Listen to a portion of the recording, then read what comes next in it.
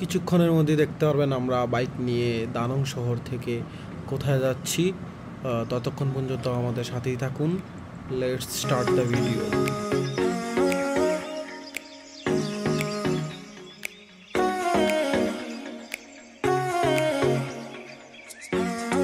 আমরা আজকে আসছি মূলত হচ্ছে লিন উং প্যাগোডা, মেবি এটার নাম। এটা হচ্ছে আপনার হচ্ছে দানংয়ে যে বিচ, ওই বিচ থেকে প্রায় 8-9 কিলোমিটারের মতো দূরে। তো আপনারা ইচ্ছা করলে যে বাইক ভাড়া নেবেন হোটেল থেকে, ওই বাইকে করে আপনারা চলে আসতে পারেন। খুবই সুন্দর। এটা হচ্ছে আপনারা ওই যে এটার পাশেই পার্কিং এরিয়া আছে, ওইখানে হচ্ছে বাইক রাখতে পারবেন আরামসে, কোনো সমস্যা হবে না।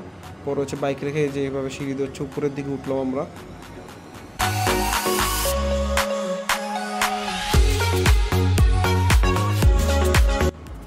উপরের দিকে উঠতে উঠতে দেখবেন যে হাতের বাম দিকে একটা মূর্তি দেখা যাচ্ছে, এটা হচ্ছে বৌদ্ধদের।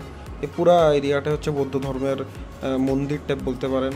প্লাস হচ্ছে একটা মূর্তিটার নাম হচ্ছে সন্তারা অথবা কুয়ানাম, এরকম টাইপ মেবি, আমি যদি ভুল না বলে থাকি। আর এটা হচ্ছে প্রায় 17 মিটার উঁচু। এটা একদম শহর থেকে দেখা যায় মূর্তিটা। আপনারা যদি দূর থেকে বিচের থেকে এই মূর্তিটা দেখতে পাবেন, যে বিশাল বড় মূর্তির মাথা দেখা যাচ্ছে। আর এই যে উপরে আসার পরে অনেক সুন্দর একটা হচ্ছে, এটা হচ্ছে মন্দিরের ঘর মেবি, বৌদ্ধ ধর্মের যা বলে থাকে আর কি, আমি সঠিক জানি না। আর পিছনে খুবই সুন্দর পাহাড়। আর ঠিক এই মন্দিরের সামনে যে গেট দেখছেন, এটা উপর থেকে নেওয়া। ওইদিকে হচ্ছে সমুদ্র পুরাটা। আর এই যে আবার এটা হচ্ছে ওই মূর্তিটা। আর এই হচ্ছে গেট, এই গেট দিয়ে ঢুকে ভিতরে আর অনেকগুলো ছোট ছোট মূর্তি আছে, এগুলো আপনাদেরকে একটু পরে দেখাবো।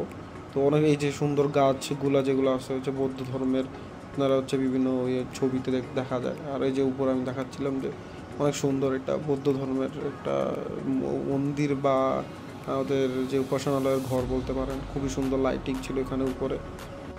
দানাং শহরে মূলত 3টা প্যাগোডা আছে। তো এই প্যাগোডার মধ্যেও এটা হচ্ছে সবচেয়ে বড় যে এই প্যাগোডা। আর এই 3টা প্যাগোডা একটা ত্রিভুজের মতো আকৃতি তৈরি করে, ম্যাপের মধ্যে আপনারা খেয়াল করলে দেখতে পারবেন।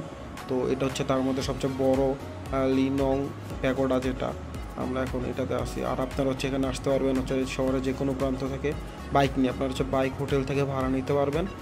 হোটেল থেকে বাইক ভাড়া নিতে হচ্ছে 1,20,000 থেকে 50,000 ডঙ্গের মতো লাগে।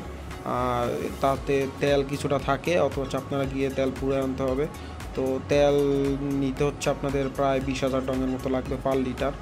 তো এই আপনারা তারপর হচ্ছে ইজিলি একদম সহজেই চলে আসতে পারবেন, এবং ড্রাইভিং লাইসেন্স বা কিছুর দরকার নেই। আর আপনারা পুরো শহর ঘুরতে পারবেন দানং শহরে উইদাউট কোনো লাইসেন্স ছাড়া। খুব সুন্দর একটা ভাইব ছিল, খুবই মনোরম একটা পরিবেশ, শান্তশিষ্ট একটা পরিবেশ। আপনারা অবশ্যই দানংয়ে আসলে অবশ্যই এখানে আসতে পারেন। এখানে আসলে খুবই মন ভালো হয়ে যাবে। দেখার মতো অনেক কিছু আছে, আমরা হচ্ছে আপনাদের পরে ওই মেন মূর্তির কাছেও দেখাবো। আরেকটা জিনিস খেয়াল করলাম যে ওদের লোকালয়ের টুরিস্ট ছিল মেবি বেশি, আর ছিল কিছু জাপানিজ বা চাইনিজ, কারণ ওদের সবারই চেহারা প্রায় সেম।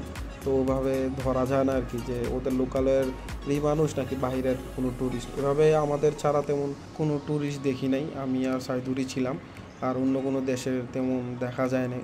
হয়তোবা আমরা একদম সন্ধ্যার দিকে গিয়েছিলাম, একদম সন্ধ্যার টাইম আর কি, সন্ধ্যার একটু আগে।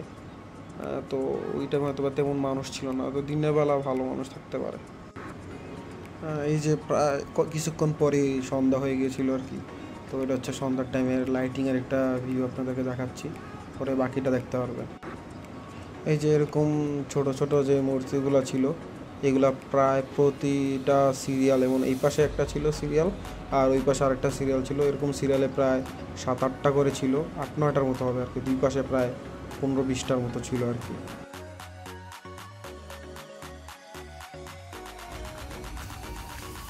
সেম ওদিক দিয়ে আরও কতগুলো মূর্তি আছে। প্লাস হচ্ছে এই মূর্তিগুলা নিচের পাহাড়ে হচ্ছে একটা করে প্রাণীর ছবি, সিংহ, ঘোড়া, হাতি। আর উপরে হচ্ছে ওদের বৌদ্ধ ধর্মের কোনো প্রভু অথবা গুরু বা এরকম কিছু উনি বসে আছে আর কি। এটা হচ্ছে সব থেকে বড় যে ভাস্কর্যটা। রাতের বেলার ভিউ দেখাচ্ছে আপনাদেরকে।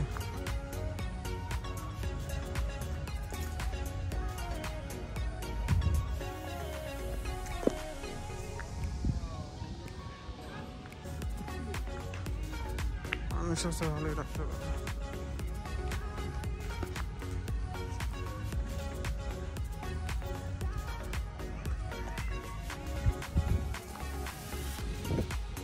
Hey, what's up?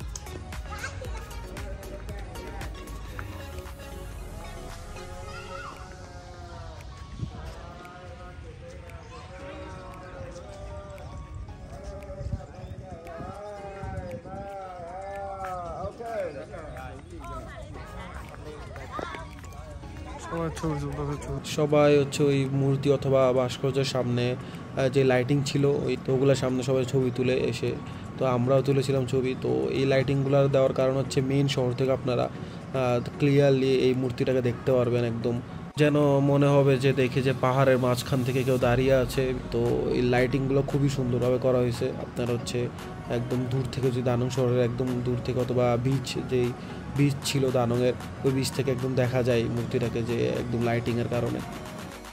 যদি ভিডিওটা আপনাদের ভালো লেগে থাকে অবশ্যই চ্যানেলটি সাবস্ক্রাইব করবেন, লাইক করবেন এবং কমেন্ট করে জানাবেন কেমন লাগলো আপনাদের কাছে। আল্লাহ হাফেজ।